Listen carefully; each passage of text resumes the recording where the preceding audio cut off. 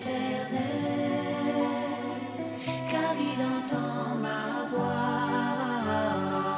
Il a penché vers moi son oreille, et je le chanterai toute ma vie.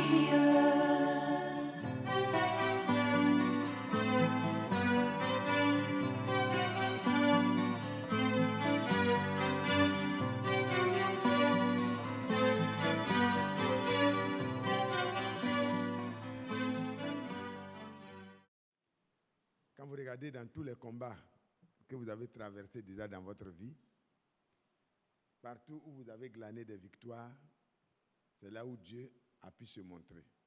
Amen. C'est pas vrai? Ce frère qui a eu l'inspiration de composer ce cantique a vu. Amen.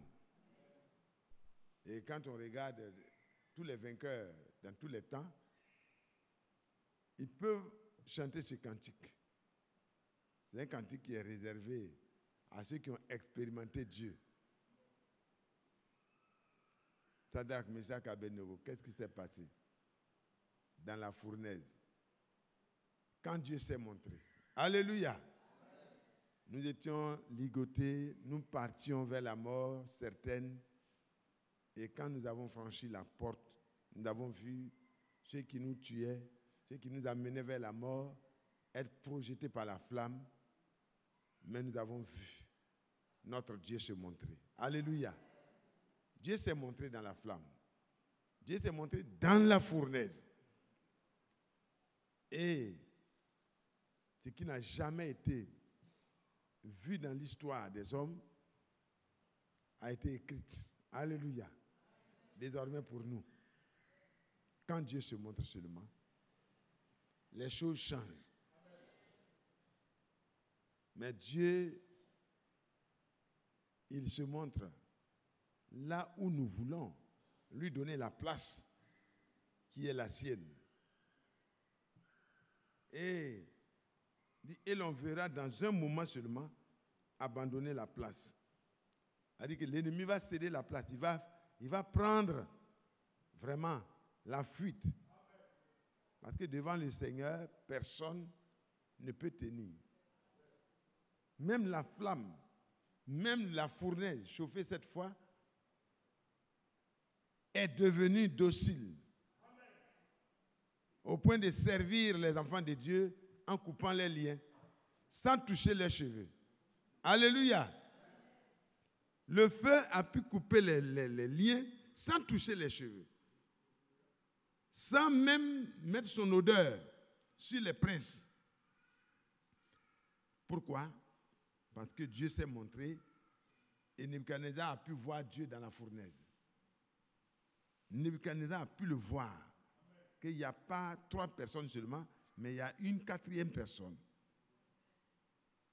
Qui a des traits de la divinité. Alléluia. Oh, que Dieu soit loué. N'ayez pas peur. Les camps des ennemis passent. Épouvantés de toutes parts, fuira devant la face de Dieu. Ce n'est pas nous qui pouvons faire fuir l'ennemi, mais c'est notre Dieu. Par sa présence en nous, alors nous devenons des personnes qui ont de l'autorité. Que Dieu soit loué. Et donc, le camp va s'enfuir et comme une épaisse fumée, ils vont s'évanouir. Comme la cire qu'ils font au feu, ainsi les méchants devant Dieu disparaîtront un jour. Amen. Tenons donc ferme, réjouissons-nous devant lui, parce que pour les orphelins, il est le Père. Il est pour les veuves le recours. Et que la veuve est allée vers le juge n'était pas vraiment disposé. Il a fatigué la dame pendant longtemps. Et finalement, par sa persévérance, il a eu le secours. Mais le Seigneur est le recours immédiat pour la veuve. Il est celui qui peut te secourir, toi qui es faible et qui as besoin de son secours. Et il est de son peuple tous les jours, Il entend la prière. Qui croit qu'il fait partie du peuple de Dieu? Moi, je crois. Je fais partie de ce peuple-là. Donc, je crois que Dieu entend ma prière. Il entend nos prières. Et c'est vraiment des bons cantiques. Ceux qui t'ont résisté viendront avec humilité au palais de ta gloire se prosterner. Loué sois-tu Dieu puissant, tout puissant, qui des hauts cieux, nous exauçant, nous donne la victoire. Loué ce Dieu si glorieux, qui voit sous ses pieds les hauts cieux. Et Dieu est élevé. C'est pourquoi Shadrach, Meshach et Abednego n'ont pas eu peur, parce qu'ils maîtrisent même le feu. Les Josué et Caleb n'ont pas eu peur des géants qui étaient sur la terre promise. Parce que, regardez, dit, des hauts cieux, ce Dieu glorieux-là, il nous regarde. Et puis, il humilie tous ceux qui vraiment s'amusent à l'affronter. Amen. Le Seigneur regarde sous les cieux, voyez. Il regarde les géants, c'est comme du fumier. Et Josué déjà voyait ça. Il dit, ils seront comme du fumier sous nos pieds. Parce que le Seigneur va les écraser pour donner la victoire à son peuple. Que le nom du Seigneur soit glorifié. Que le nom du Seigneur soit glorifié. Il fait trembler et peuple et roi par sa force suprême. Soumettez-vous à l'Éternel. Reconnaissez qu'en Israël, sa gloire est établie, comme on voit lui dans les airs, parmi la foudre et les éclairs, la puissance infinie de ce Dieu.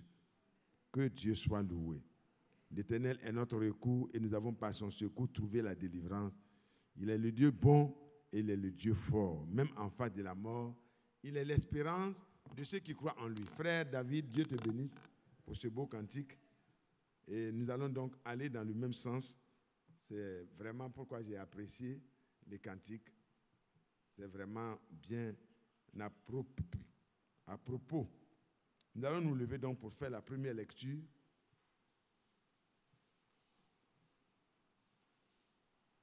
Et nous allons passer le temps dans la prière. Lisons dans 2 Corinthiens, au chapitre 2, à partir du verset 14. 2 Corinthiens au chapitre 2, à partir du verset 14. Grâce soit rendue à Dieu qui nous fait toujours triompher en Christ. Et qui répand par nous en tout lieu l'odeur de sa connaissance. Nous sommes en effet, pour Dieu, le parfum de Christ parmi ceux qui sont sauvés et parmi ceux qui périssent. Aux uns, une odeur de mort, donnant la mort. Aux autres, une odeur de vie, donnant la vie. Et qui est suffisant pour ces choses. Car nous ne falsifions point la parole de Dieu comme font plusieurs. Mais c'est avec sincérité. Mais c'est de la part de Dieu que nous parlons en Christ devant Dieu. Amen.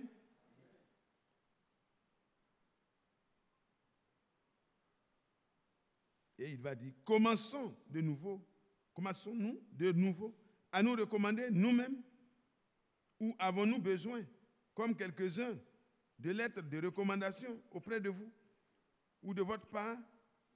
Non, c'est vous qui êtes notre lettre écrite dans nos cœurs, connue et lue de tous les hommes. Ça, c'est la première partie. Mais la deuxième partie, il dit, vous êtes manifestement une lettre écrite de Christ, écrite par notre ministère, l'Esprit du Dieu vivant, par notre ministère, non avec de l'encre, mais avec l'Esprit du Dieu vivant. Non sur des tables de pierre, mais sur des tables de chair, sur les cœurs. Amen. Cette assurance, nous l'avons par Christ auprès de Dieu. Ce n'est pas à dire que soyons capables par nous-mêmes de concevoir quelque chose comme venant de nous-mêmes. Notre capacité, au contraire, vient de Dieu. Amen. Il nous a aussi rendus capables d'être ministres d'une nouvelle alliance, non de la lettre, mais de l'esprit, car la lettre tue, mais l'esprit vivifie. Seigneur, encore une fois, merci pour la lecture qui a été faite et conduis-nous dans la méditation au nom de Jésus-Christ notre Sauveur. Amen. Frère Bado, tu vas prier pour nous tous, pour celui qui a lu et pour tout le peuple de Dieu. Notre bien-aimé Père Céleste, nous te disons merci de ce que tu as veillé sur nous tous. Tu as veillé sur nous dans nos couches, Seigneur Dieu, et tu nous as réveillés tous en bonne santé. Et nous sommes ici dans ta maison pour t'écouter, te louer, t'adorer. Maintenant, Seigneur, je remets ton serviteur en tes mains, Seigneur, qui va nous parler de ta part. Et nous aussi, Père, qui écoutons, Seigneur, donne-nous à mettre en pratique ce que nous allons entendre. Bénis tout ton peuple, dans le nom de Jésus-Christ. Amen. Amen. Veuillez vous asseoir. Bonne arrivée, serviteur de Dieu. On va écouter attentivement pour nous conduire dans la prière tout à l'heure. Gloire à Dieu. Que le nom du Seigneur soit loué.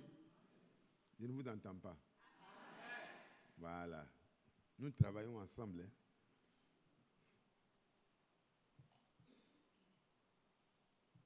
L'apôtre, sous la conduite du Saint-Esprit,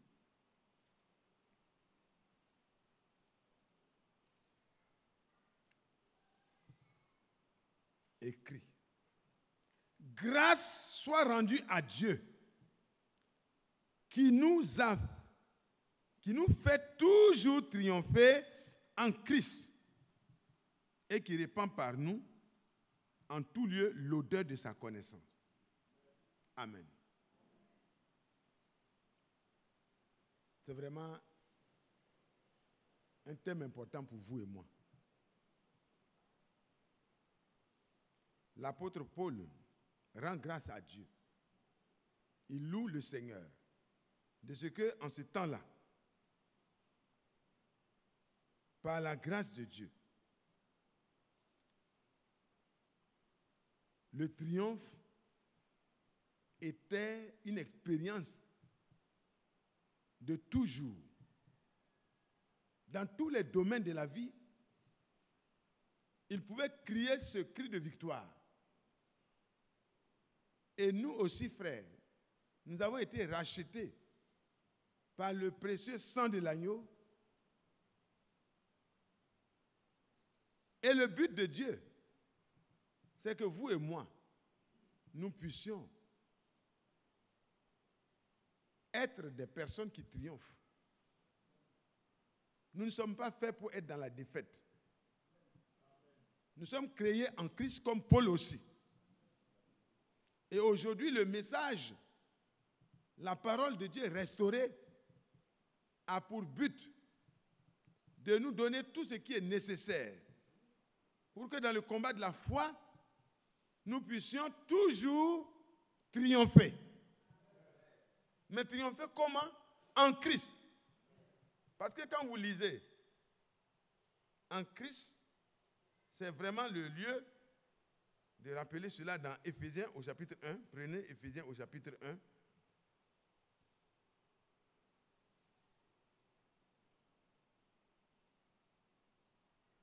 À partir du verset 3. Loué soit le Dieu et Père de notre Seigneur Jésus-Christ, qui nous a bénis de toute bénédiction spirituelle dans les lieux célestes en Christ. Amen. En Christ.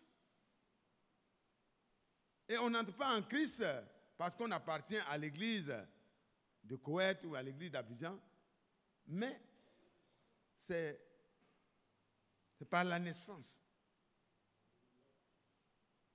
Donc si tu veux que ce que nous avons lu ici, tu peux crier dans la même victoire. Gloire soit rendue à Dieu, qui nous fait toujours triompher en Christ. Alors tu dois être en Christ. Tu dois t'assurer que tu es en Christ. Parce que ce n'est pas autrement. Ce n'est pas en dehors de Christ. Ce n'est pas d'une autre manière qu'on peut triompher toujours. Parce que ce n'est pas des triomphes séquentiels, non.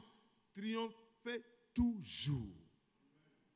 C'est-à-dire, chaque jour, le combat qui est déclaré, nous sommes déjà plus que vainqueurs.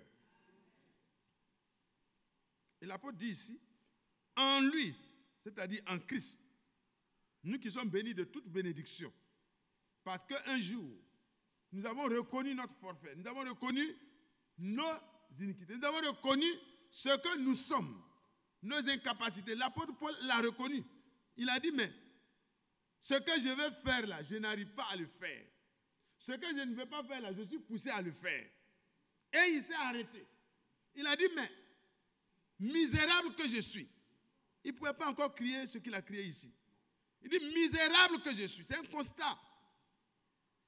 Frère, vous devez faire le constat de là où vous en êtes aujourd'hui. Ce n'est pas quelqu'un qui va vous juger. Et personne n'a le droit de juger son frère. Frère, personne n'a le droit de porter le jugement sur son frère. Moi, je ne connais pas tout ton dossier, donc je ne peux pas bien m'asseoir. Je risque de faire un faux jugement. Mais chacun de nous doit s'examiner. Chacun de nous doit se juger. Comme il est écrit aux Corinthiens, l'apôtre Paul dit, il faut que vous vous jugez vous-même. Afin que vous ne soyez pas jugés et condamnés. Laissez la parole de Dieu vous sonder. Pour voir est-ce que je suis vraiment en Christ. Il faut reconnaître, si c'est défaite sur défaite, tu es toujours vaincu, alors ce n'est pas encore la position en Christ. Parce que celui qui est en Christ, il triomphe. Le Seigneur le fait toujours triompher en Christ. Il triomphe toujours. L'adversité peut être très intense. Mais nous sommes toujours triomphants. Donc si c'est la défaite qui s'aligne, il faut t'arrêter. Aujourd'hui où tu es, nous sommes venus pour rencontrer Dieu. Et le Seigneur se montre pour t'aider, pour te secourir dans le besoin que tu vas détecter. Et l'apôtre Paul s'est arrêté. Il faisait un travail, mais qui n'avait pas de victoire. La vraie victoire, ce n'est pas en emprisonnant les autres, en les faisant. Non, non, non. La violence n'est pas. La violence dont le Seigneur a parlé, ce n'est pas la violence sur les autres. C'est sur lui-même. Et l'apôtre s'arrête et dit, misérable que je suis, qui me délivrera de ce corps de mort? Parce que dans la chair, avec le cœur de pierre, avec le cœur du péché, le cœur qui a abrité le péché, on ne peut pas avoir la victoire. Ce n'est pas possible. Notre cœur est dur. La parole de Dieu ne peut pas trouver de la place à l'intérieur. C'est pourquoi Dieu se propose de changer ce cœur-là. Et c'est dans ce cœur nouveau-là que Dieu peut écrire. Alléluia. C'est dans ce cœur nouveau-là que Dieu veut écrire sa volonté. Écrire par le Saint-Esprit. Alléluia. Et ici, l'apôtre nous révèle que gloire soit rendue à Dieu par Jésus-Christ. Moi qui ne savais pas comment faire, je suis attiré vers le mal que je ne veux pas. Je n'arrive pas à faire le bien que je veux faire. Parce que je sais, en lisant la parole de Dieu, je connais la volonté. Je vois que Dieu veut que je fasse telle chose. Mais je n'arrive pas à le faire. Et ce que je ne veux pas faire, c'est vers ça que je suis poussé. Et il dit, mais misérable que je suis. Dans ce combat, je suis déjà vaincu. Chaque jour, je suis vaincu. Chaque jour, je suis vaincu. Et puis, il se livre à la croix. Alléluia. Le Seigneur se présente. Le soleil, vous voyez, était dans sa splendeur vers midi. Et c'est là que le Seigneur choisit de se révéler à lui pour qu'il voit que ce n'est pas parce qu'il fait, ce n'est pas un éclair. Pour qu'il se rende compte que ce n'est pas l'éclair, non. Il n'y avait pas de pluie. Un soleil brillant, ardent. Il voit une lumière plus puissante que la lumière du soleil quand il brille dans son ardeur. Et il se rend compte que c'est le même Dieu qui s'est révélé à Moïse, qui a conduit le peuple d'Israël, parce que c'est un hébreu. Il tombe. Et la voix lui pose la question, Paul, Saul, Saul, pourquoi tu me persécutes? Pourquoi tu me combats? Dieu s'est montré. Et le grand Paul est devenu, le grand Saul est devenu petit Paul plus tard. Il tombe et il pose la question. Il dit, mais qui es-tu? Lui qui croyait connaître le Dieu d'Israël et qui croyait être en train de répandre la connaissance du Dieu d'Israël, Dieu va se révéler à lui pour qu'il puisse faire quoi? Il va désormais faire connaître ce vrai Dieu-là. Il faut que vous puissiez le rencontrer d'abord vous-même avant de pouvoir faire quoi?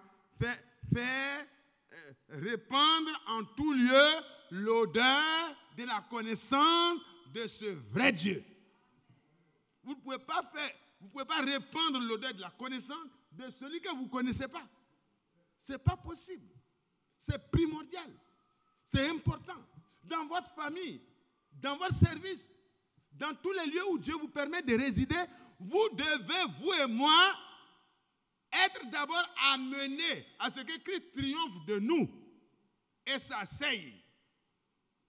Et s'asseye dans notre cœur et grave sa parole. Alléluia. Comme il a promis dans Ézéchiel 36. Nous lirons ça tout à l'heure. Alors, voyez, quand il a la place en nous, alors il peut graver. Il laisse plus sa parole. Il fait en sorte que nous ne puissions plus oublier sa parole, mais c'est gravé dans notre cœur. Et quand la tentation vient, alors l'Esprit s'en sert. Alléluia. Il est écrit, pas il est écrit dans la Bible, mais il est écrit déjà dans ton cœur, que tu ne dois pas faire ça. Alléluia. Il est écrit que moi je ne peux plus me mettre dans ces choses. Et le diable tout dit, il est écrit, ça sort. Le diable, il est écrit. Et la victoire, il nous fait toujours triompher parce que le Seigneur t'a rencontré, m'a rencontré et a eu la victoire sur notre nature méchante. Saul de Tarse, qu'est-ce qui se passe? Et ses camarades étaient là, comme eux, ils n'étaient pas concernés par ce qui se passait. Les gens, eux, ils ont vu une lumière, bon, ils ont entendu un coup de tonnerre, ils n'ont rien compris. Et l'homme se relève, le conducteur de la mission se lève, il est aveugle. Les yeux sont ouverts, mais des écailles. Il regarde, tout est blanc. Oh! Que Dieu soit loué. Et alors, Saul sait ce qui s'est passé. Et Dieu lui a parlé. Je te suis apparu pour que tu ne me persécutes plus. Tu vas travailler pour moi, je t'embauche. Alléluia. Ce n'est même pas une embauche. Il le prend comme esclave. Alléluia. Ceux qui ont un mandat divin sont des esclaves. Nous sommes des petits servants, mais eux, ils sont des esclaves, ils ne peuvent plus rien faire même. Et le Seigneur l'enchaîne. L'enveloppe de sa grâce et de son amour, c'est ça cet enchaînement. Ce n'est pas un enchaînement comme Satan. Et il se lève, il se fait conduire parce que Dieu lui dit, continue à Damas où tu allais. Quand tu arriveras là-bas, alors, je vais t'envoyer un de mes éléments. Ananias, Dieu lui parle aussi. Et Ananias se met en route après avoir essayé d'esquiver la mission parce que c'était une mission assez périleuse. Parce que celui qui cherche les chrétiens et les persécute, Dieu lui dit, va, Saul de Tarse, je lui suis apparu sur la route et donc il t'attend. Il dit, mais s'il m'attend, ce n'est pas bon. Il dit, non, va, il ne faut pas avoir peur. C'est un instrument entre mes mains. Comment ça s'est passé? Frère, il était déjà un choix de Dieu. Il était prédestiné à faire connaître Jésus-Christ dans le monde entier, en tout cas dans les limites de la mission que Dieu lui a confiée. Saul de Tarse, il a été d'abord question qu'il rencontre ce Dieu-là, comme nous l'avons chanté. Et le Seigneur s'est montré. Et il est prêt à se montrer à chacun de nous si nous reconnaissons notre misère. Et si nous voyons qu'à Golgotha, il était question de nous quand le Seigneur prenait la place du coupable. Le coupable doit reconnaître d'abord sa culpabilité et le Seigneur va le délivrer. C'est de ça seulement. Ça ne va pas se faire plonger dans l'eau et puis on ressort, on dit j'ai été baptisé, donc j'ai reçu le pardon de mes péchés. Non, Dieu ne pardonne pas les péchés parce que tu as été plongé dans l'eau. Non, c'est parce que tu as reconnu l'œuvre de Golgotha, tu as reconnu ton péché, tu as reconnu ta mauvaise vie, tu as reconnu que tu as essayé. Ça fait 40 ans, 50 ans que tu es dans l'église du message, mais ta vie n'a pas changé. Quand on te voit, c'est les mêmes produits là que tu produisais avant là. C'est ça que tu continues de produire. Mais tu as essayé d'améliorer.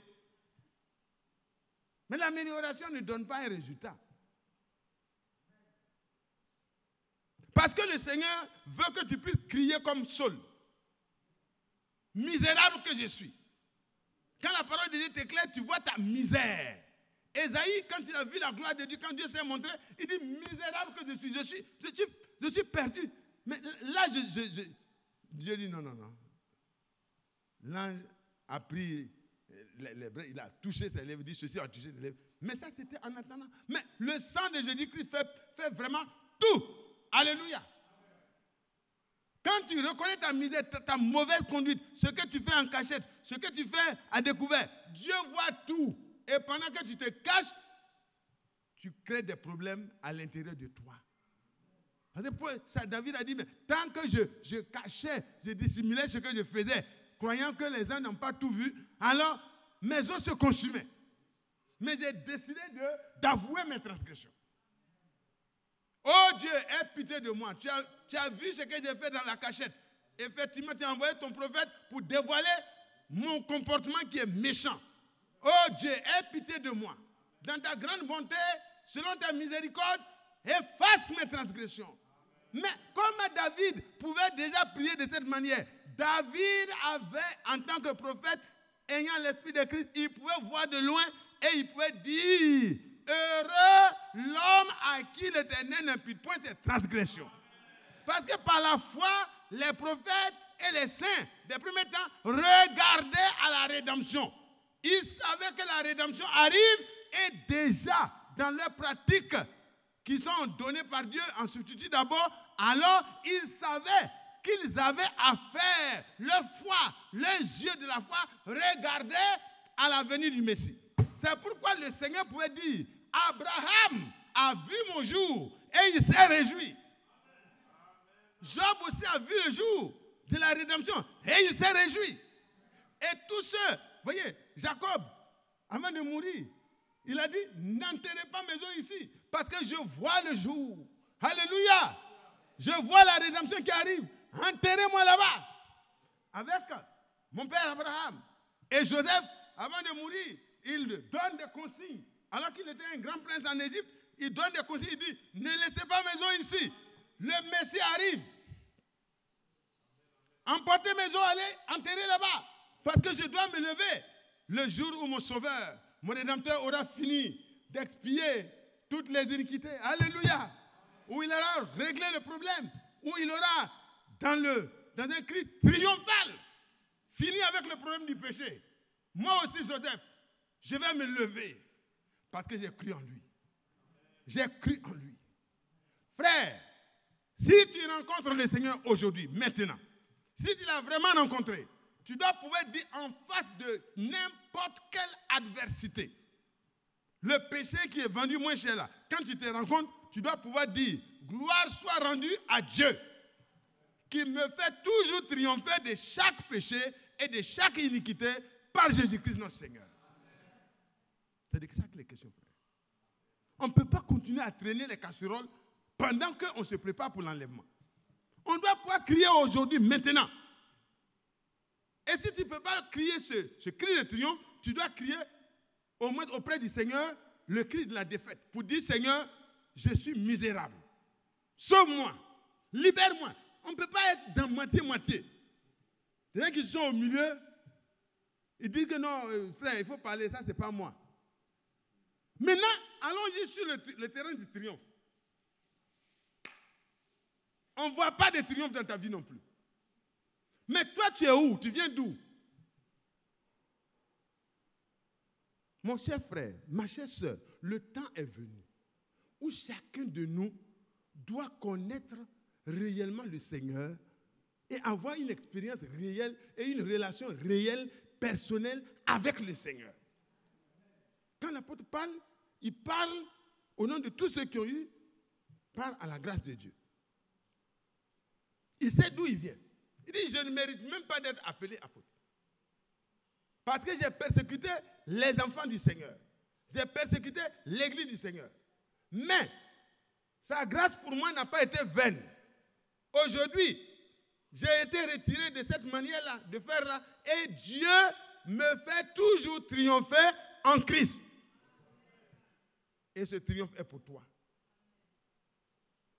Mon frère, ma soeur, quand Ananias est arrivé, le Seigneur se révèle à Ananias et dit, il faut prier pour lui. Ananias dit, Saul mon frère, lève-toi. Alléluia. Recouvre tes yeux. Et lève-toi et sois promptement baptisé. Alléluia. Et les écailles tombent de ses yeux. Et Saul de Tarse peut voir celui que Dieu a envoyé vers lui. Et les choses ont changé. Il se lève, il est fortifié, il prend de la nourriture et par la grâce de Dieu, il commence en même temps. Alors, vous allez prêcher qui? Vous devez prêcher celui qui s'est montré à vous. Il faut qu'il se révèle à vous. Il faut que vous soyez passé de la défaite à la victoire. De la défaite au triomphe. Parce qu'il nous fait toujours triompher en Christ. Et par toi et moi, dans nos maisons, dans nos endroits où Dieu nous a placés, l'odeur de Christ, une odeur de vie pour ceux qui sont prédestinés à la vie éternelle, quand ils vont voir ta vie, ils vont dire, mais c'est ce que je cherchais. Mais c'est ça que je cherchais. Je suis fatigué. Moi-même là, je ne sais pas. J'ai changé beaucoup d'églises, mais je me rends compte que le problème n'est pas dans l'église seulement, mais il est en moi-même. Ça fait longtemps que je suis assis à l'église même, qu'on appelle l'église du message, mais mon comportement n'a pas changé. Je dis, ok, aujourd'hui, je sens que j'ai en face de moi quelqu'un qui sait de quoi il parle. Comment pour toi ça s'est passé? Et tranquillement, l'odeur de Christ est vraiment exhalée par cette personne. Et cette odeur aussi est une odeur de mort pour ceux qui périssent. Parce qu'ils vont s'en moquer. Dire, toi, un jeune comme ça, une jeune fille comme ça, tu veux rester comme ça. C'est trop rétrograde. Ça, c'était au temps de Paul. C'est au temps des Juifs qu'on dit qu'il faut garder la virginité. Maintenant, bon, le diable peut dire, ah, mais toi, tu n'es plus vieux, donc tu n'es pas concerné par ça. Non.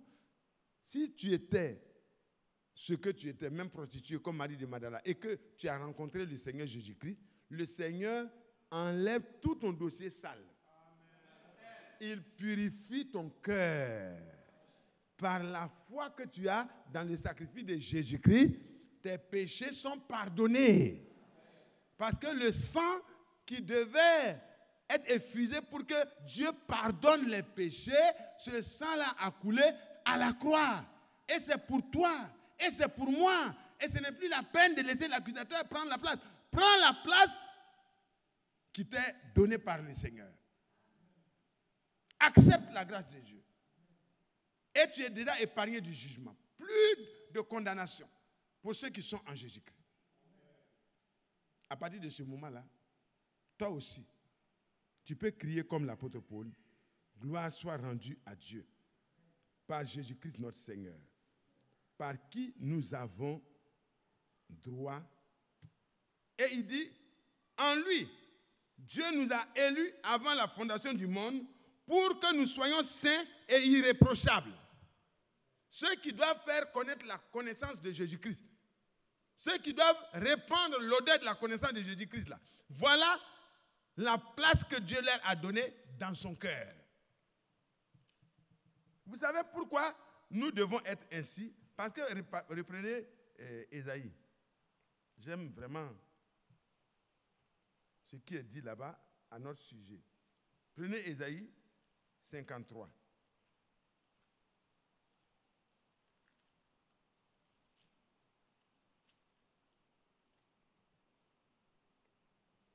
Ésaïe 53.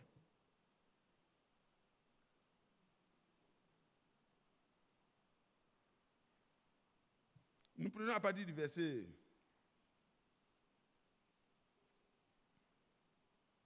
On prend le premier verset. Qui a cru à ce qui nous était annoncé? Qui a reconnu le bras de l'Éternel?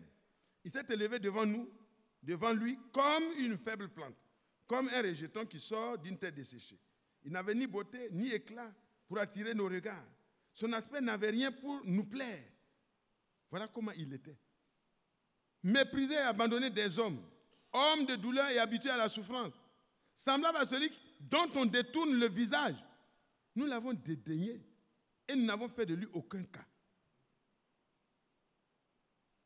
Frère, pourquoi on va continuer dans la défaite quand la victoire est là? Si nous l'avons dédaigné, ressaisissons-nous aujourd'hui. Qui a vraiment cru? Frères et sœurs, qui a vraiment cru? Parce que celui qui a cru et qui est allé au calvaire, qui reconnaît ses péchés, il y a un changement qui se fait dans son cœur. Cependant, ce sont nos souffrances qu'il a portées. Et c'est de nos douleurs qu'il s'est chargé. Qui a cru cela? Qui a cru? Le problème, c'est ça. Le Seigneur a fini de faire ce qu'il doit faire. Mais c'est à nous de croire. Nous devons croire que nos souffrances ont été portées par lui. Nos douleurs ont été portées par lui. Et si tu demandes au Seigneur, Seigneur, je souffre, le Seigneur va dire, j'ai déjà porté tes souffrances. Crois en moi. Porte les regards sur moi. Regarde à la croix, regarde ce que j'ai souffert. C'est pour toi. C'est une réalité. Mais continuons. Ce n'est pas seulement là.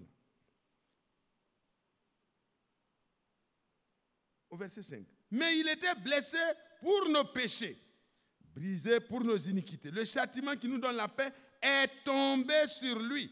Et c'est par ses meurtrissures que nous sommes guéris. Voilà la réalité.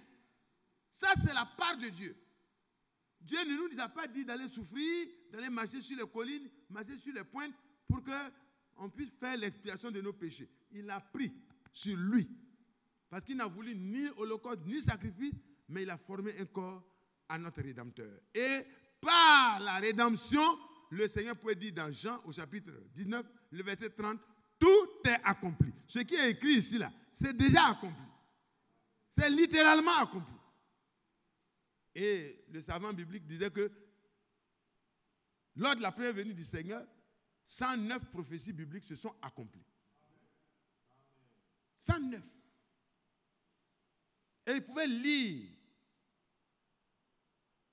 Aujourd'hui, si on lit ces choses, on doit pouvoir crier avec joie, gloire soit rendue à Dieu. Gloire soit rendue à Dieu parce que mes péchés ont été expiés, mes iniquités ont été expiés. Mes péchés ont été quoi? Mes péchés ont été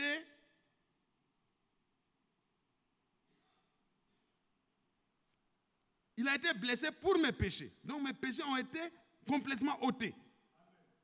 Mes iniquités ont été effacées, complètement ôtées de ma face. Le châtiment qui me donne la paix n'est pas tombé sur moi, mais tombé sur lui. Et comme Dieu est juste, il ne va pas me châtier pendant que mon Rédempteur a été châtié à ma place. Et dans ces meurtrissures qu'il a reçues avant de mourir, il m'a déjà donné la guérison. Et ça, je peux vous le dire que c'est une réalité. Voici mon docteur qui est derrière moi. Par ces meurtrissures, nous avons été guéris là. C'est vrai, frère. C'est à 100% vrai. C'est à 100%, c'est infaillible. Le problème dépend de notre foi. Qui a cru? Qui a cru les choses qui nous ont été annoncées? Quand on dit gloire soit rendue à Dieu, qui nous fait, grâce soit rendue à Dieu, qui nous fait toujours triompher en Christ, c'est de tout. toujours triompher en Christ. C'est là où le doute s'installe en nous. Parce que la science dit quelque chose, ou bien nos raisonnements disent quelque chose de contraire à la parole. Là, quand le doute s'intercale, alors on ne peut pas avancer dans le triomphe. Mais chaque fois que nous pouvons croire, comme dit l'Écriture, frères, sœurs, si le triomphe n'apparaît pas, du coup, reste tranquille là où tu te trouves là. Le triomphe apparaîtra. Parce que le Seigneur ne peut pas laisser quelqu'un qui lui fait confiance être vaincu. Ce n'est pas possible. Ce n'est pas possible. Allez me raconter dans quelle histoire du salut Dieu a laissé quelqu'un qui s'en tient à la parole. Et puis Dieu l'a laissé pour compte. Ce n'est pas possible. On dit non, même si Dieu nous laissait mourir, nous resterons dans son triomphe. Ça veut dire que nous allons triompher même de la mort à la première résurrection. Donc nous n'avons pas de problème. On amène Paul pour aller le tuer. Il dit, j'essaie déjà de libation. Et le moment de mon départ approche. Et c'est là que je serai couronné. La couronne de justice m'est réservée. Donc lui-même, pour lui, l'exécution, qui était vraiment la sentence romaine, était comme quelqu'un qui a fini la course et qui doit prendre le trophée. Alléluia. Il finit la course dans quelques temps et il va prendre le trophée. Parce qu'il est toujours triomphant par la grâce de Dieu en Christ. Frères et sœurs, je ne sais pas comment exprimer cela. Je suis tellement faible dans la manière de m'exprimer. Mais je veux que nous puissions voir si nous croyons vraiment. Parce que celui qui croit, il n'a plus droit à la défaite. Il peut passer par l'épreuve. Il peut passer par la tentation. Mais il va sortir toujours vainqueur. Toujours. Il n'y a pas un seul cas. Il n'y a pas un seul cas. Pensez à cet homme qui a passé toute sa vie, il a tué, il a fait des choses. Il se retrouve crucifié, il est à droite du Seigneur. Et il tourne les regards, il demande au Seigneur de lui faire grâce. Et immédiatement, il triomphe même de la souffrance dans laquelle il était. Le Seigneur lui donne d'entendre la bonne nouvelle. Il dit, aujourd'hui même, en vertu des pouvoirs dont je suis détenteur dans le ciel et sur la terre, aujourd'hui même, en tant que le Rédempteur, aujourd'hui même, en tant que celui qui est venu souffrir et mourir pour racheter les perdus, aujourd'hui même, comme tu as reconnu que tu es criminel, je suis venu justement pour les criminels. Comme tu as reconnu que tu étais de telle manière, Marie de Magdala, tu as reconnu que tu es une pécheresse, je suis venu justement pour ceux qui sont fatigués et chargés. Pour leur donner du repos. Je suis venu à cause de toi. Zaché, tu as acheté l'argent, ça ne t'a pas donné le repos. Je suis venu pour que tu triomphes de l'esprit qui t'amène à courir derrière l'argent. Et ces personnes-là ont pu expérimenter dans leur âme la délivrance de l'esclavage du péché et le Seigneur les a pris en compte. Et il les a installés dans son cortège triomphal. Et déjà, ils marchent à pied, mais ils sont déjà transportés. Alléluia. Ils marchent à pied sur la terre, ils se débrouillent pour venir aux réunions, mais ils sont déjà assis, installés en Christ dans les lieux célestes. Là où le Seigneur est assis là, spirituellement, ils sont déjà assis là-bas en attendant que dans le corps glorieux, ils soient assis avec lui là-bas. Est-ce que vous vous rendez compte? Ce n'est pas de nous-mêmes. Ce n'est pas que nous-mêmes nous soyons capables. Mais le Seigneur qui a choisi de te sanctifier, de te changer, de te transformer là. Il a la capacité et il a déjà tout vaincu. Donc, quand l'ennemi vient et il voit que tu n'es pas assis dans ton propre triomphe, mais tu es assis dans le triomphe de Christ, dans le cortège triomphal de Christ, l'ennemi ne peut pas s'avancer. C'est un sens interdit. Parce que c'est un sens dans lequel il perd toujours le combat. Et Frère Franck pouvait dire, il faut que vous soyez tellement dépendants du Seigneur, tellement accrochés, attachés au Seigneur, attachés à la parole, que quand le diable revient, espérant que vous avez commencé à raisonner un peu pour qu'il puisse vous avoir, vous êtes toujours dans la parole. Il est écrit. Ah, Seigneur, aide-moi. Je ne veux pas. Je commence à... Non, Seigneur, aide-moi. Je vais rester vraiment caché avec Christ en Dieu. Je ne veux pas que quelqu'un me voie. Je ne veux pas que quelqu'un dise que je suis quelque chose. Seigneur, cache-moi. Alléluia. Et quand le diable vient, il tourne, il voit que tu es toujours caché en Christ. Tu es caché avec Christ en Dieu. Il vient, il tourne, il voit que tu es toujours assis sur le char triomphal de Jésus-Christ. Ton cœur n'est plus sur la terre pour se promener avec les choses de la terre. Non, tu as fini avec ça. Tes pieds marchent au milieu des pécheurs, mais ton cœur est complètement installé dans les lieux célestes. Il a prié pour nous, il a dit, je ne te prie pas de les ôter du monde, parce qu'ils doivent marcher encore ici et répandre en tout lieu l'odeur de ma connaissance.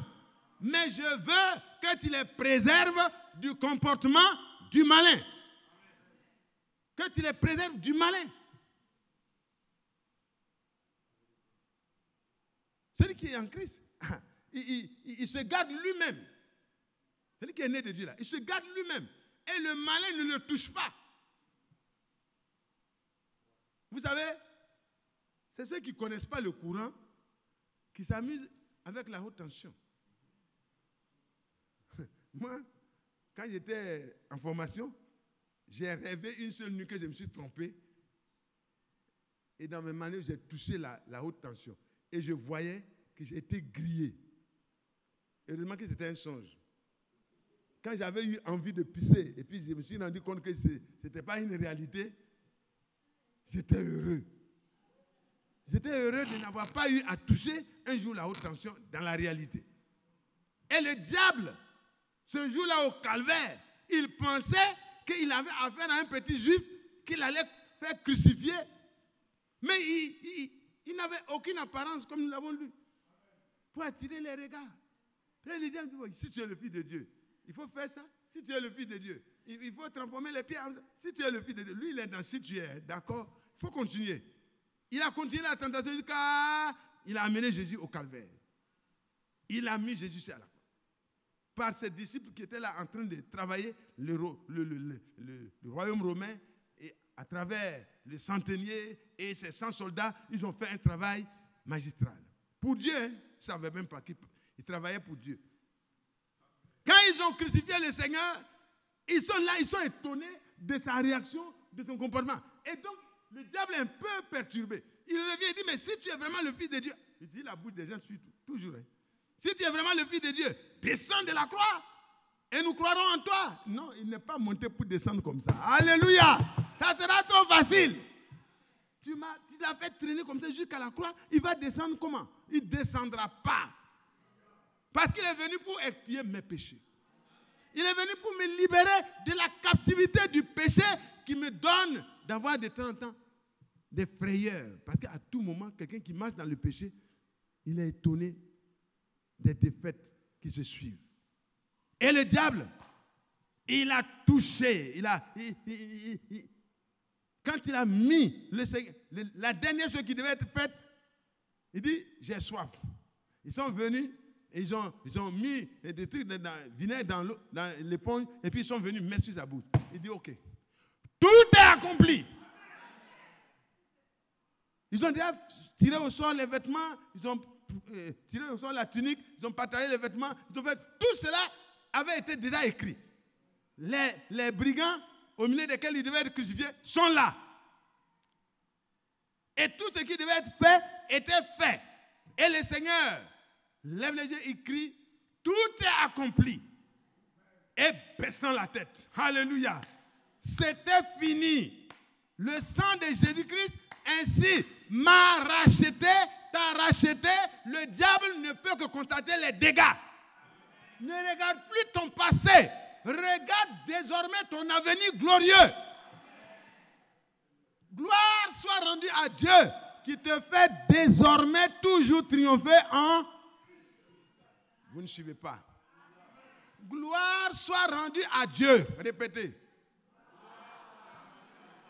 Gloire soit rendue à Dieu qui me fait toujours triompher en Christ. Mais c'est écrit qui nous. Donc on va répéter qui nous. Qui nous fait toujours triompher en Christ. Donc si tu vois ton frère qui est en train d'hésiter, tu dis, mon frère David, c'est pas grave. Tu as eu un accrochage, lève-toi. Gloire soit rendue à Dieu. Parce que le Seigneur ne peut pas te laisser dans la défaite, mon frère. Lève-toi. C'est juste un accrochage. Lève-toi. Alléluia. Le constat a été fait déjà à Golgotha. Lève-toi, continue ta route. Alléluia. Et le diable se rend compte que dès que Christ a dit tout est accompli, et baissant la tête, il est mort, c'est fini. La terre s'est mise à trembler, trembler, trembler, trembler. Parce que le sang de Jésus-Christ a goûté sur cette terre-là pendant longtemps, jusqu'à ce qu'il meure. Les rochers se sont fendus. Les sépulcres se sont ouverts. Les croyants de l'Ancien Testament qui attendaient la rédemption, qui croyaient en Christ, qui attendaient, qui se réjouissaient de son jour. Quand Job était dans sa cendre et sa souffrance, ayant perdu tous ses enfants, ayant perdu ses serviteurs, ayant perdu la santé avec la plus vilaine maladie, un cancer de la tête jusqu'aux pieds, il ne peut même pas s'asseoir, mélangé à d'autres maladies, pour qu'il ne puisse même pas s'asseoir. Job, pendant qu'il est assis dans ça, c'est là que, regardant à Golgotha, il peut dire, gloire soit rendue à Dieu, qui nous fait toujours triompher en Christ. Il voyait qu'en Christ, lui aussi va vaincre la maladie. En Christ, il aura ce qu'il a perdu. En Christ, il aura la restauration. En Christ, il aura un corps de gloire dans lequel il va se tenir et il verra lui-même son Rédempteur. Je le verrai. Ce ne sont pas les yeux de quelqu'un d'autre, mais ce sont mes propres yeux qui verront le Rédempteur.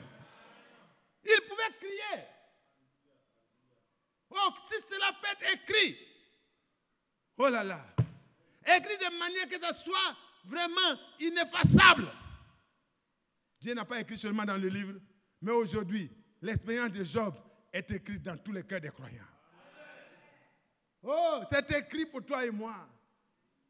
Gloire soit rendue à Dieu, qui nous fait triompher toujours en Christ et qui répand au travers de toi, dans ton foyer désormais, dans ton service désormais, dans ta famille désormais, la bonne odeur de la connaissance de Jésus-Christ. Est-ce que vous voyez, frère?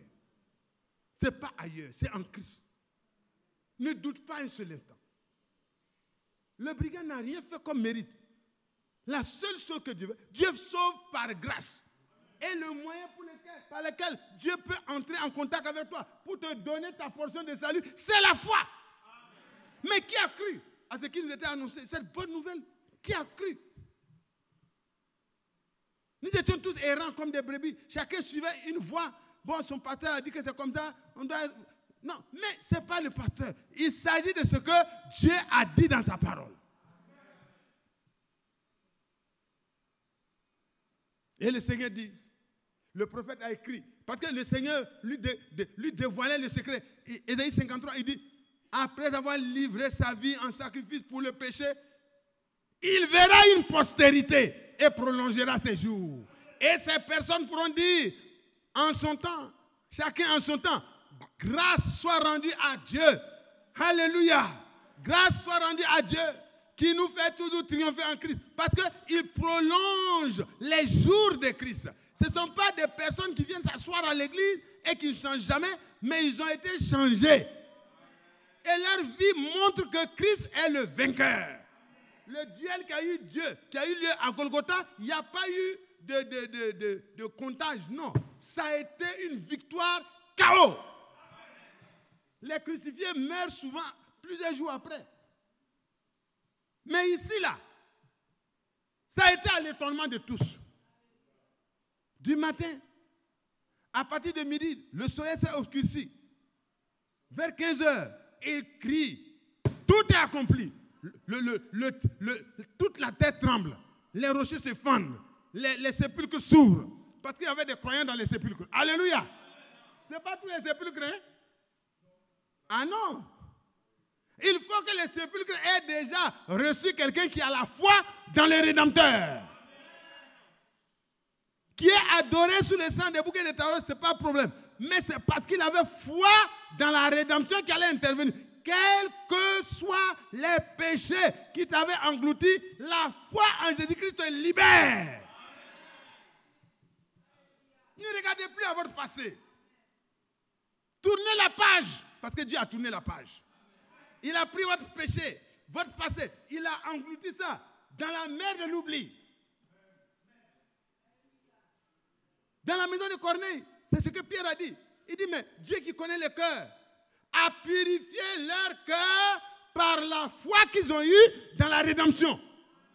Et comme leurs cœurs ont été purifiés par leur foi, par la repentance qu'ils ont manifestée, en sachant que c'est par Christ et par son sang que le pardon des péchés est donné en son nom, alors ils ont cru et Dieu a purifié leur cœur.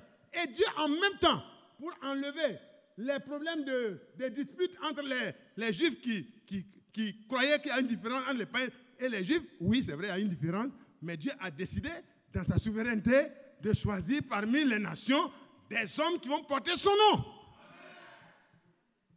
Alors, Dieu s'en va lui-même, il entre glorieusement dans le cœur de Corneille et de ceux qui étaient assis en train d'écouter la bonne nouvelle. Envoyé par Dieu, Pierre a déposé la parole. Il n'avait pas le pouvoir de faire plus que ça. Il avait seulement le pouvoir de déposer la parole de Dieu, le message divin du salut. Et le frère Franck n'a pas un autre pouvoir plus que ça. Il a pris ce que le Seigneur a donné comme message. Il est venu avec un mandat divin pour déposer ça dans ton cœur. Mais qui a cru vraiment ce message? Si tu as cru, frère, pendant que le frère Franck est assis tranquillement, en train de voir l'accomplissement de la parole de Dieu au sujet du mandat divin dans ton cœur, quelque chose va se passer. Parce que la parole de Dieu dit, à celui qui l'a reçu, à celui qui croit en son nom, cette parole de l'heure, ce message divin du salut, donne le pouvoir de devenir enfant de Dieu. Pour pouvoir crier ensemble avec tous les autres enfants de Dieu, grâce soit rendue à Dieu. Grâce soit rendue à Dieu, qui nous fait toujours triompher. Tu n'es plus enfant de ta famille seulement. Ton corps, bon, appartient à ta famille, c'est vrai. Par ton identité, tu appartiens à un pays, c'est vrai. Mais ça, c'est des petites identités. Tu n'es plus ivoirien. Je ne suis plus burkinabé. Frère Franck n'est plus allemand. Non, il a transcendé ça. Ça veut dire ça, c'est des choses bon, qui sont nécessaires pour nos déplacements sur la terre. Mais notre cité à nous est là-haut. Alléluia. Notre cité, la cité éternelle que nous allons habiter. Grâce soit rendue à Dieu. Est-ce que tu crois cela? Est-ce que tu acceptes cela? Est-ce que tu sais que ça ne dépend pas de celui qui court ni de celui qui essaye, mais ça dépend de Dieu qui a décidé de te donner sa grâce. Il m'a donné sa grâce. Je n'ai rien médité. Celui qui me connaissait hier fait dire, oh frère Mathias, c'est un faux. C'est vrai, je suis un fou. On dit, Rahab la prostituée, elle ne s'en plaignait pas. Alors, les gens la connaissaient. C'était sa profession. Jacob, appelez-moi Israël, ne l'appelez plus Jacob là. C'est pas bon. Jacob, ça fait partie de son passé. Mais c'est son passé. Maintenant, il est prince avec Dieu. Alléluia. Oh, tu ne dois plus être heureux de ton passé, c'est clair. Quand on évoque ça, ça te fait pincer le cœur parce que c'est ce que tu étais, tu as honte. Mais tu peux lever la tête encore pour dire, mais ce que tu dis, c'est les choses anciennes, souviens-toi, depuis Golgotha, sont passées. Toutes choses sont devenues nouvelles. Il dit, mais tu es assis dans la cendre encore. Tu as dit, mais gloire soit rendue à Dieu, parce que ma rédemption a eu lieu à Golgotha. Le Seigneur me fera triompher de ce que tu vois aujourd'hui là. Il me fera toujours triompher. Est-ce que ça vous réjouit d'être en Christ? C'est en Christ que tout se trouve.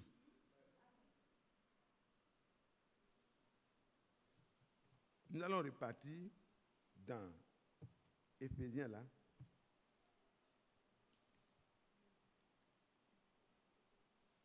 Il nous a donc élus avant la fondation du monde, pour être quoi?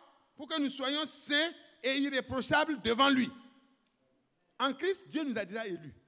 Et dans la pensée de Dieu, toi et moi, le résultat final, avant qu'il nous prenne pour aller dans les lieux célestes,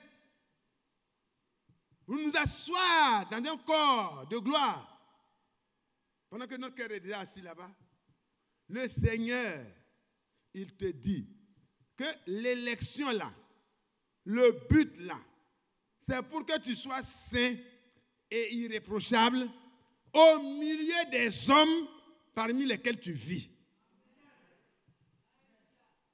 Est-ce que tu acceptes cela? Est-ce que tu reçois cela? Est-ce que tu refuses la défaite?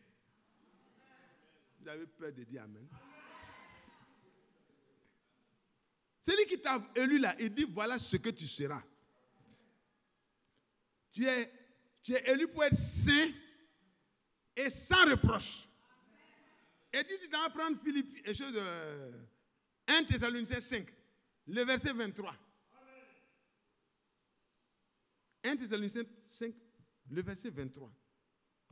Celui qui t'a élu là, il ne te laisse pas te débrouiller.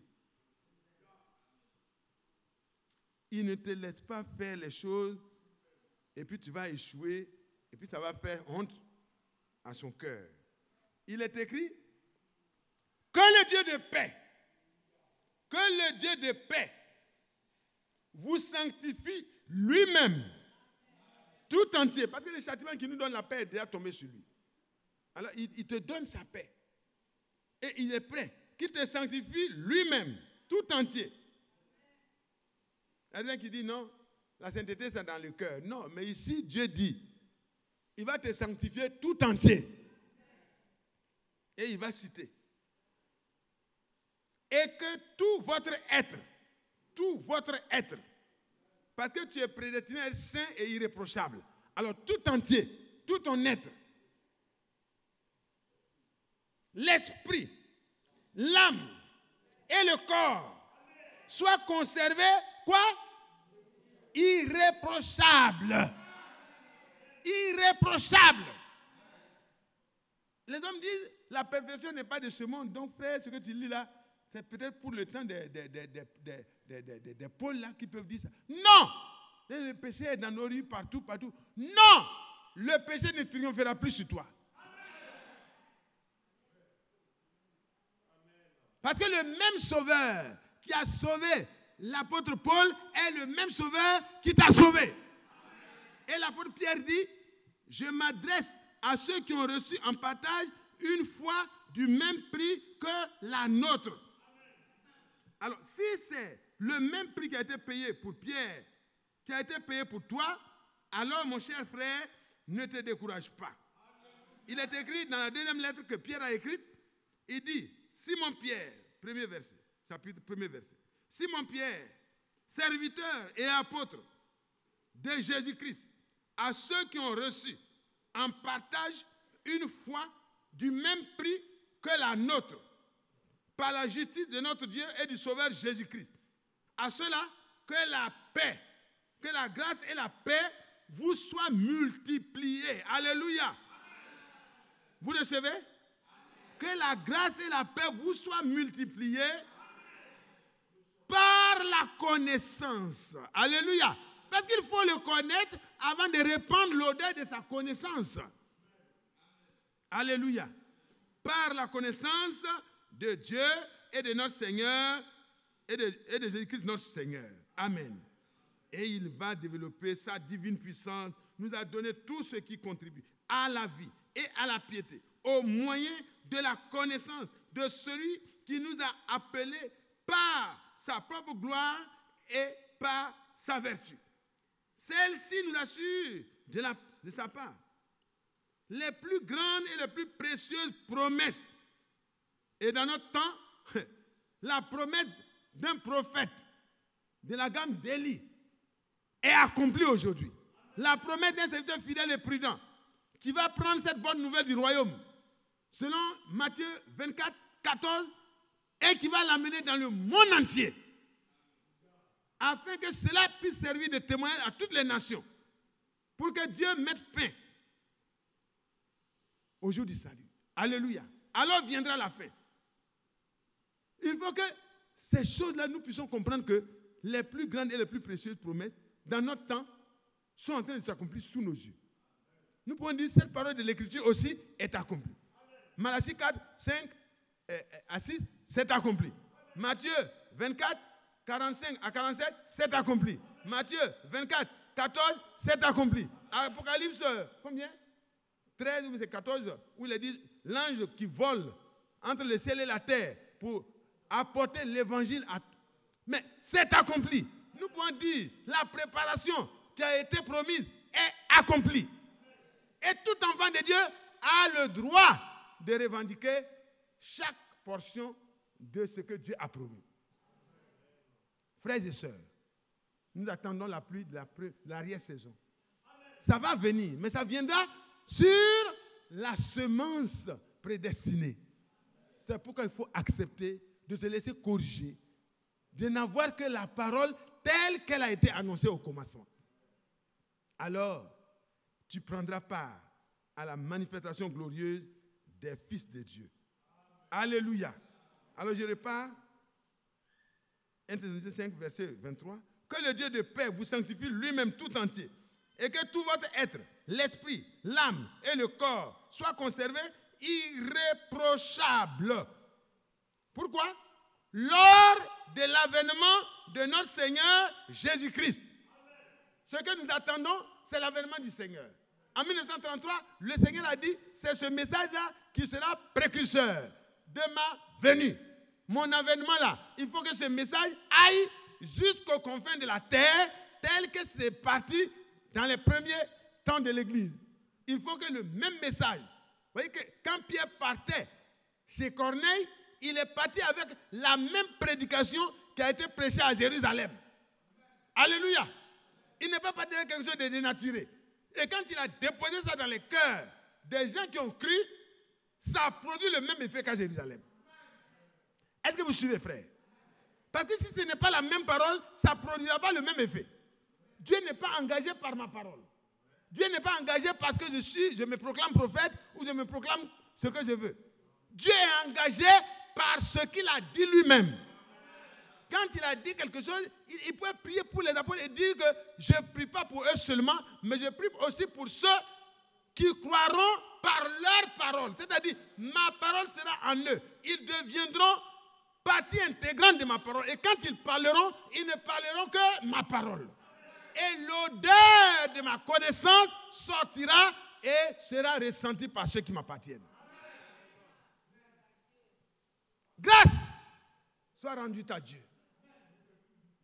Oh, qui nous fait toujours triompher en Christ et qui utilise nos corps, il utilise notre esprit, notre âme, notre corps, qui a été rendu irréprochable, saint.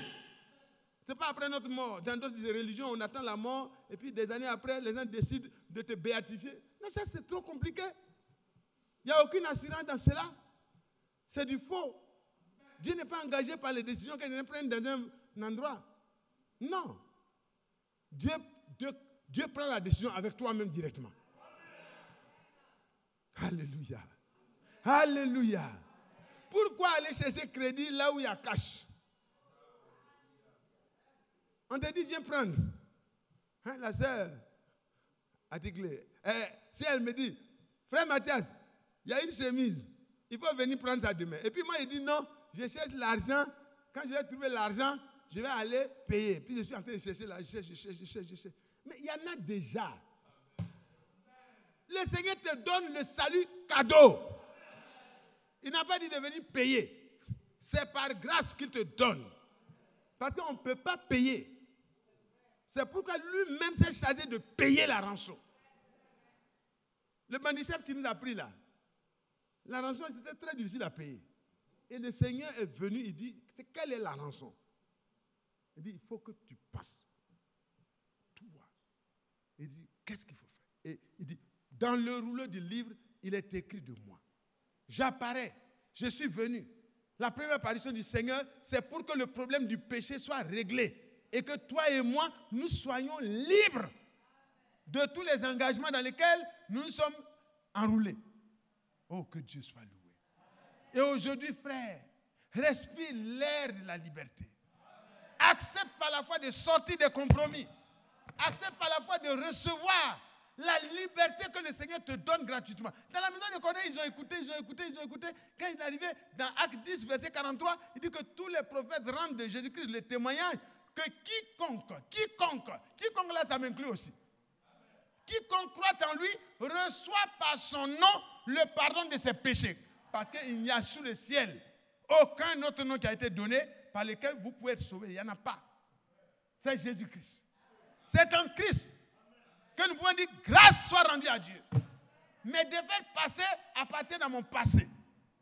Mais maintenant, à compter d'aujourd'hui, je veux lui faire confiance. Je lui confie mon dessein. Je lui confie mon esprit. Je lui confie mon âme. Je lui confie mon corps. Je lui confie tout mon être. Afin que lui-même me sanctifie. En me changeant complètement et en me rendant obéissant à sa parole. Vous savez, la parole qui sanctifie, ce n'est pas la parole dans votre bibliothèque. C'est quand vous prenez la promesse de Dieu et que vous la croyez. Alors vous êtes séparés, vous êtes obligés de sortir de là où vous êtes et d'aller vers la destination que la parole vous indique. Alléluia!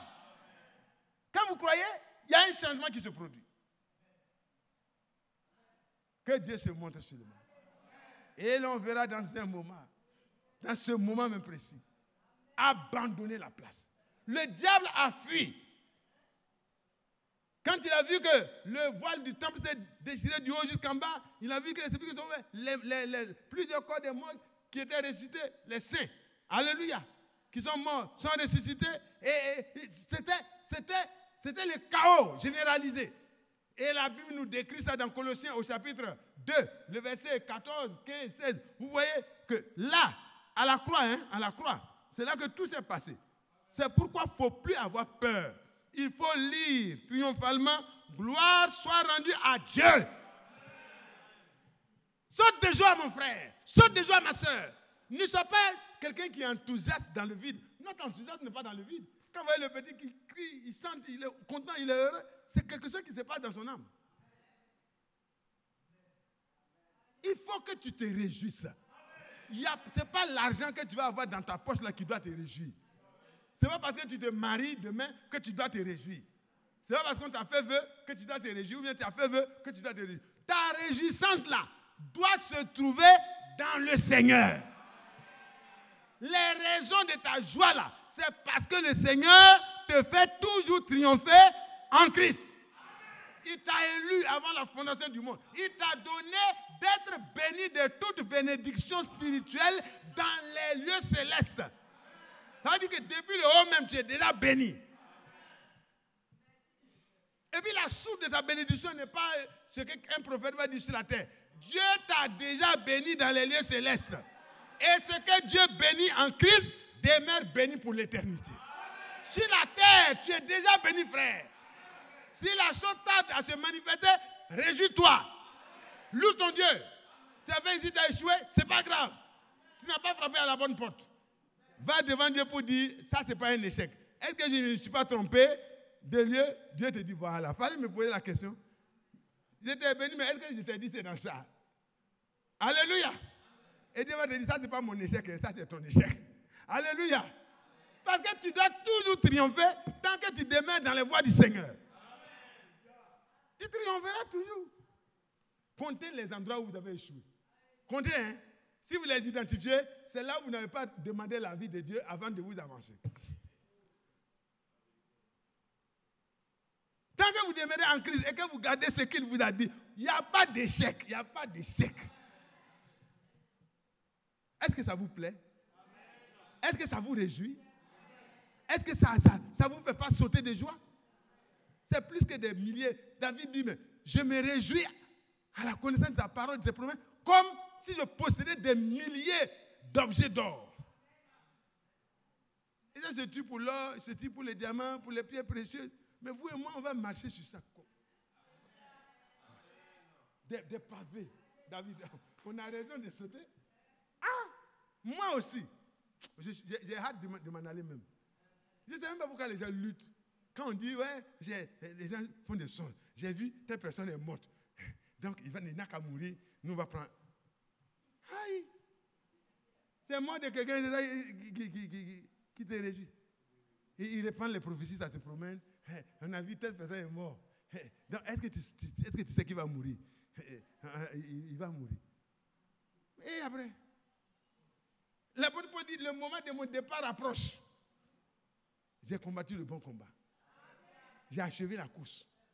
J'ai gardé la foi. C'est ça qui est le problème. Est-ce que toi, pendant que tu te réjouis de ce que tu as entendu, une prophétie qui n'est même pas confirmée de Dieu?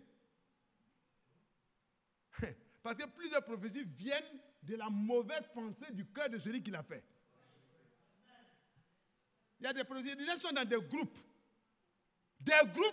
de dénigrement. Quelqu'un qui est dans un groupe de dénigrement, il ne peut pas avoir des songes de bénédiction pour les autres. Ce n'est pas vrai. Ce n'est pas possible. C'est ce que tu penses dans ton cœur là. C'est ça que tu vas produire en songe. Est-ce que vous comprenez? La mort viendra pour chacun de nous. Mais le triomphe sur la mort sera pour tous ceux qui ont vaincu la mort pendant qu'ils sont vivants. N'ayez pas peur de la mort. Ayez peur de vous éloigner des promesses de Dieu. Dites à Dieu chaque jour, aide-moi à rester attaché à la parole de Dieu. Que dans mon cœur, l'amour de Dieu remplisse mon cœur. Si j'entends quelque chose de mauvais sur quelqu'un, que je puisse tomber à genoux pour dire, Seigneur, j'implore ta grâce pour la personne. J'implore ta miséricorde sur la personne. Seigneur, fais grâce. Seigneur, étends ta main. Si je ne peux pas faire ça, si c'est pour me promener avec des tristes prophéties, je me pose la question, de qui tires-tu ton inspiration? Et ces groupes-là sont là. Et on connaît tout. Ils ont prophétisé sur le frère Isaac. Ça fait près de 30 ans. Dit, les sorciers de ton village et tout, se sont mis ensemble. C'est vraiment des frères qui ont des révélations. Ils ont dit, ils vont te tuer par accident. Donc, frère, il faut faire attention. Faire attention. Vous avez déjà prophétisé. Et les frères roulent. Les sorciers qui ont programmé la mort sont morts eux-mêmes. Je ne sais pas si c'est les enfants qui vont terminer la prophétie. Non, frère, ne restez pas en bas. Toi et moi, nous sommes bénis de toute bénédiction spirituelle dans les lieux célestes. Même la mort a été déjà vaincue pour toi et moi. Donc, mourir n'est rien d'autre qu'un gain. On gagne. On gagne et on gagne. C'est dans ça qu'on peut dire on gagne et on gagne. Et on gagne ou on gagne. Ça, c'est dans ça que c'est vrai. Sinon, tu n'as pas Christ, tu n'as pas gagné. Tu perds et tu perds.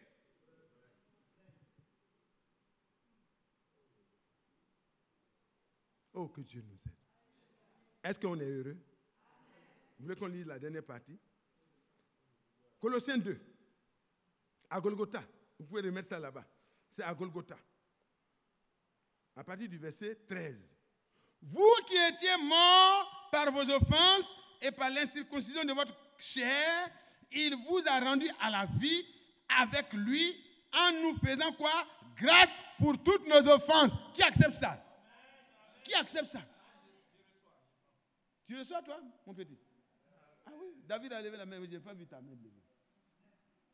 Mélène, ça va? Je reprends.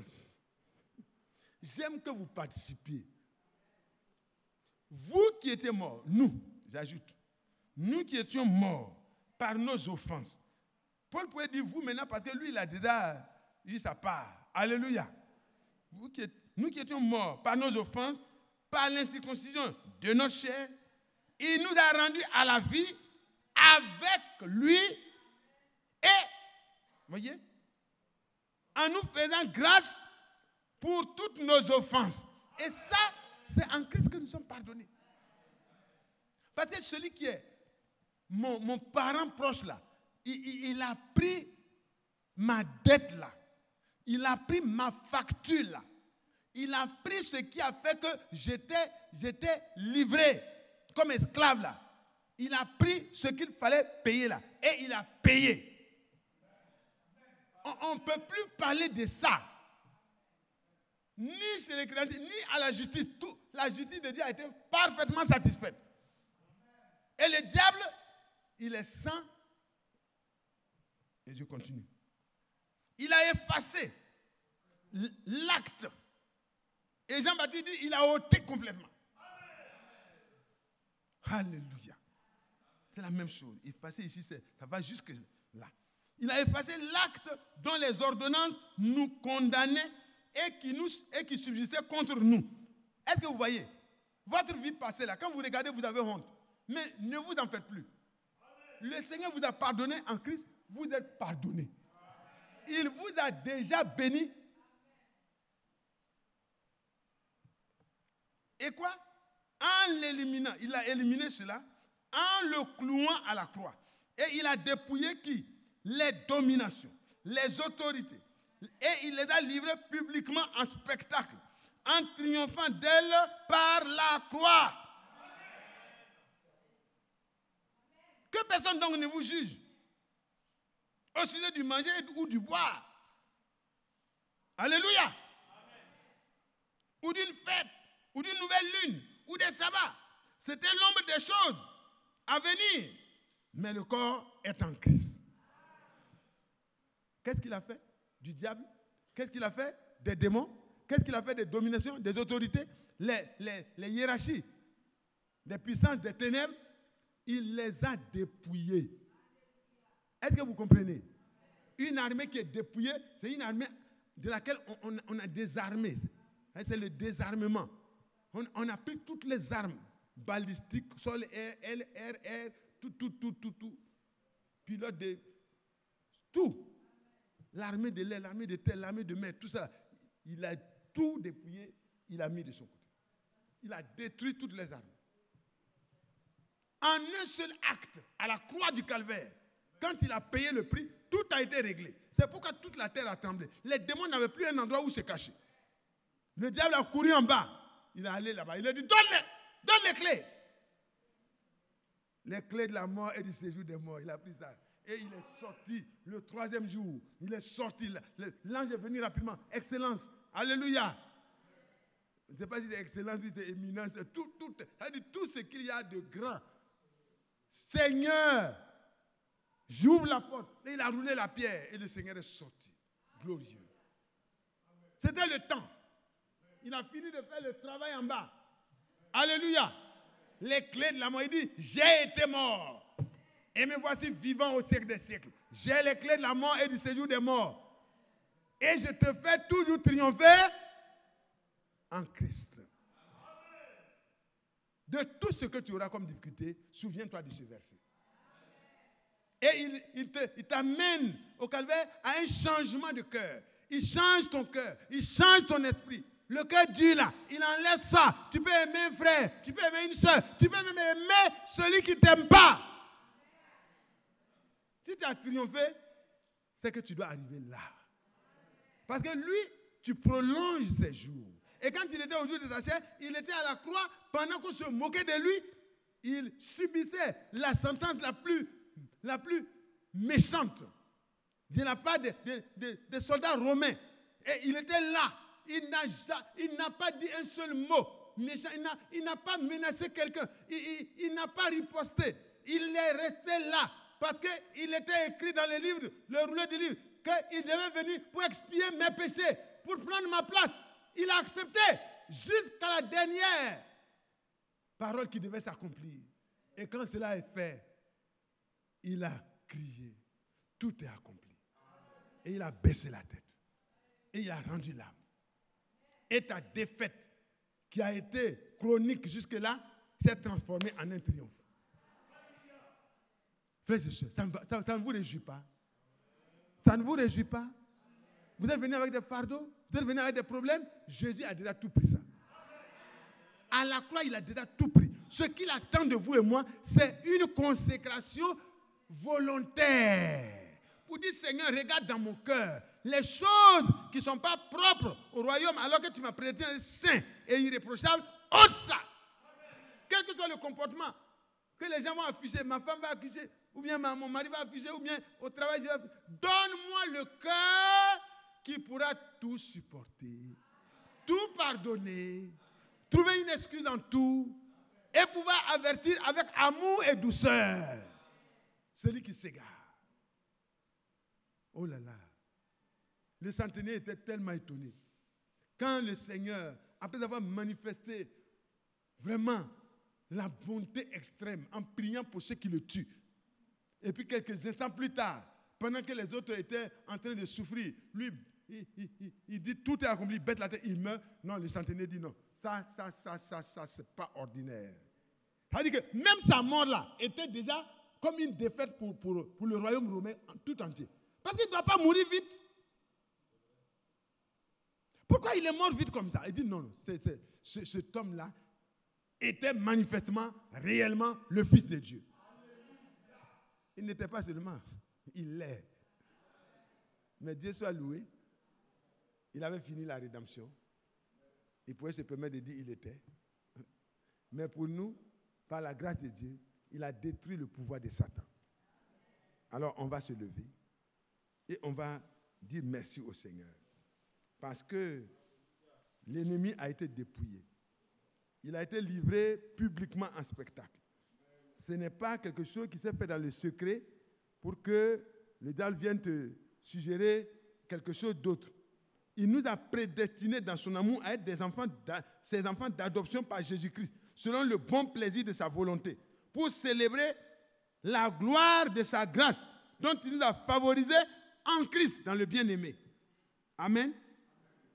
En lui, nous avons la rédemption par son sang, le pardon des péchés selon la richesse de la grâce de Dieu. Alléluia.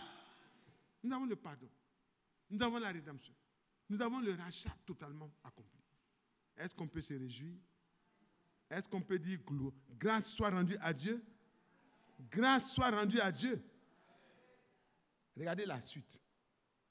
En lui, vous aussi, après avoir entendu la parole de la vérité, l'évangile de votre salut, en lui vous avez cru et vous avez été scellés du Saint-Esprit qui avait été promis, lequel est un gage de notre héritage pour la rédemption de ce que Dieu s'est acquis pour célébrer sa gloire. La rédemption en question ici, c'est la transmutation de notre corps. C'est-à-dire, notre esprit, notre âme et notre corps vont être ensemble rendus parfaits.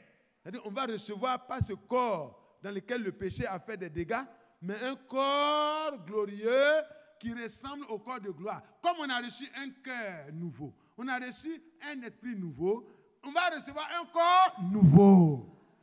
Et alors, la rédemption sera à son comble.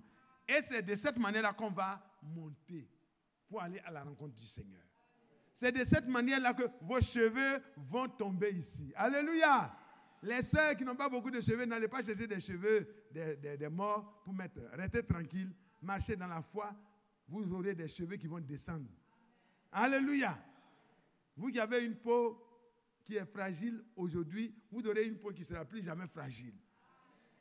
Et quel que soit le teint que vous avez, vous comparaîtrez avec un corps de gloire devant le Seigneur bientôt. Alors, soyons heureux, réjouissons-nous, parce que celui qui nous a fait la promesse, il est fidèle. Et c'est lui qui le fera. Prions ensemble, disons merci à Dieu et notre frère va nous conduire dans la prière.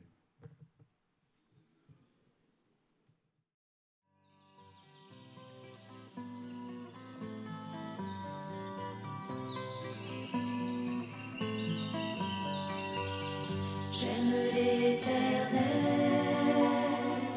car il entend ma voix. Il a penché vers moi son oreille, et je le chanterai toute ma vie.